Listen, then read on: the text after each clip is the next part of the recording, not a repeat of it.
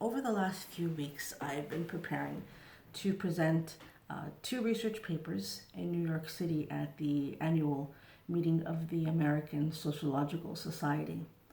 What I'm going to talk about today is part of one of the topics, and that's the social media use of Syrian refugees.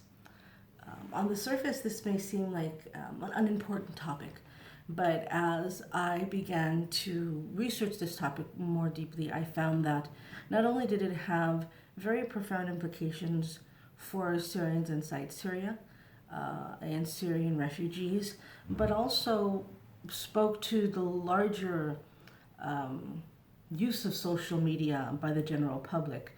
What are some of the factors of how we post, why we post, when we post, and particularly for populations that have experienced authoritative rule or dictatorship, particularly in the third world. Now also, as we have governments in the West that are more reactionary and who use our social media content for potential implications in our political affiliations, this type of research I think is very relevant and shouldn't be seen as something superficial. Back in 2016, when I first started to notice a shift, a change in how Syrian refugees in Europe post, people that I knew that traveled to Europe, I found that there was a change in the content they were posting, or there was a change in the frequency of when they were posting. Either they were posting more, they were posting less, or their presence on social media had completely disappeared. So why would this be relevant? Before I talk about these issues, I want to go back a little bit and explain how social media and internet was introduced and used inside Syria. And when I first approached this research, I basically asked three questions. How can dictatorships cripple democracy and free speech? Who gets to shape online identity? And third, how are Syrian refugees using Facebook? Now, the first approach that I took in doing this research, I'll talk a little bit about the methodology. How did I go about doing this? The first thing that I did was I looked at the content of approximately 300 Facebook profiles, and I looked to see who was in Europe, the types of posting, and eventually I narrowed that down to 30 users. And I looked at these profiles and I did what's called a content analysis. And I looked at how they were posting, when they were posting, what they were posting. And from that group of 30, I then invited about 10 people to participate in a in-depth interview. And from that interview, I found 8 factors that everybody was talking about, 8 things that they were mentioning of why they had changed. So why they changed their posting habits. So after I did that, I went ahead and put together a questionnaire in Arabic, and I posted that out into different Facebook groups. And I got back about 120 complete surveys. And the main question I was asking was, have your Facebook postings changed? And 85% said yes. And I was interested to know, why is this? So now going back into the background of this, of answering this question, and how can dictators cripple democracy and free speech, and who shapes identity, and how do Syrians use Facebook? The internet use and social media use in Syria, as Dana Moss pointed out in 2018, the Syrian government initiated a multi-layer censorship apparatus. And the factors that I identified as being part of this structure of censorship were, one, low internet speeds. Now, before that, I'm going to say until about 2011, 2012, Facebook and YouTube were not allowed. They were blocked inside Syria. So first you have the telecommunications infrastructure, the actual infrastructure of the internet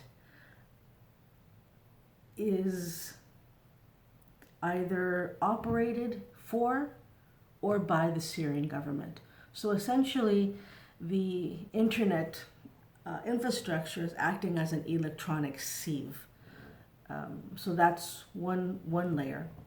Another layer is that internet penetration inside Syria is much lower than the region, even more so than Iran. By 2008, there was a 16.8 penetration of the internet throughout Syria, and that would be in urban areas. Rural areas experienced even lower access to internet, to the internet, and there's some evidence of that after 2015, after 2012, especially when areas like northern Syria no longer were under Syrian government occupation, there was more internet access. And why is this? Because people were now being able to connect to the internet through various different servers and Wi-Fi, whether they're tapping in from Lebanon or from Jordan or bringing in their own infrastructure. Another layer was blackouts and access to electricity. So rolling blackouts, particularly on Fridays when there were protests, also led to this apparatus of censorship. Low internet speeds, once YouTube was permitted inside Syria, there were very low connection speeds.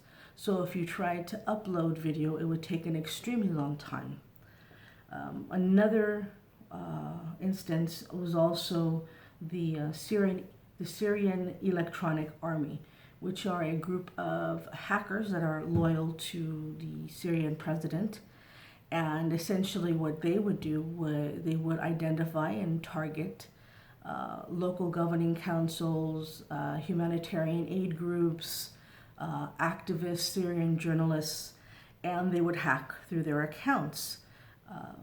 And they would either disable their account, report them to Facebook, and then content would be lost. And also there would be, these organizations would no longer have a presence online, meaning that they could not disseminate information to people in their area.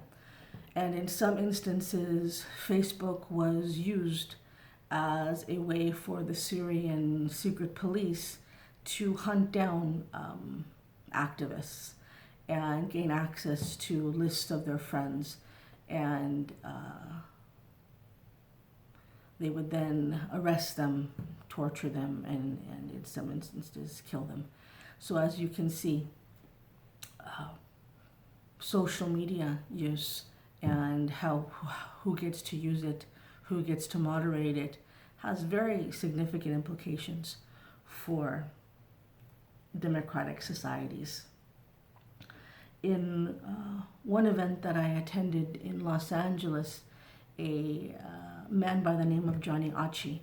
He would visit Damascus quite often, and it's not a stretch of the imagination to call him the one who orchestrated a media campaign on behalf of the Syrian government. And what he had said, and you can feel free to contact me to get the link for this, or I'll put it in the comments, where he said, "Our war is more of a media war.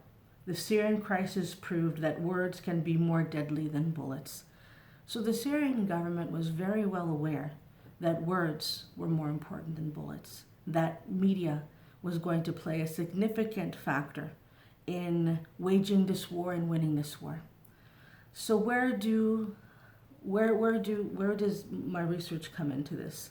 Now, looking and documenting this usage, particularly by Syrian millennials, you can see reflections of this authoritative rule in the posting habits of Syrian refugees in Europe. They self-censor. They are still afraid to post on Facebook because of the history that they've had, because of what's happened inside Syria. So essentially, even though they've left Syria, the government and dictatorship of Assad is still impacting them, and it's impacting their ability to practice free speech in a democratic Europe. This shapes their online identity, and it's been very well documented by Wadeen that it was Hafez al-Assad who basically determined what it meant to be a Syrian. And by extension, his son Bashar is deciding who and how Syrians express themselves online. And why this is important is, as you have organizations like the Syrian Electronic Army, and you have fake news, and you have ISIS, and you have news equating Syrians with terrorists, Syrians are only able to identify a Syrian within the parameters of what Assad said, whether it was Hafez or Bashar. And when you have a population that cannot say, "I am Syrian," because Bashar Assad is saying, "No, those are foreign fighters. They're terrorists." It's about agency and about who's able to claim the title of being a Syrian, whether it's on social media or in real life. And as I had earlier quoted Johnny Achi, they're well aware of how it appears on, whether it's online or in the media, of who gets to say they're Syrian.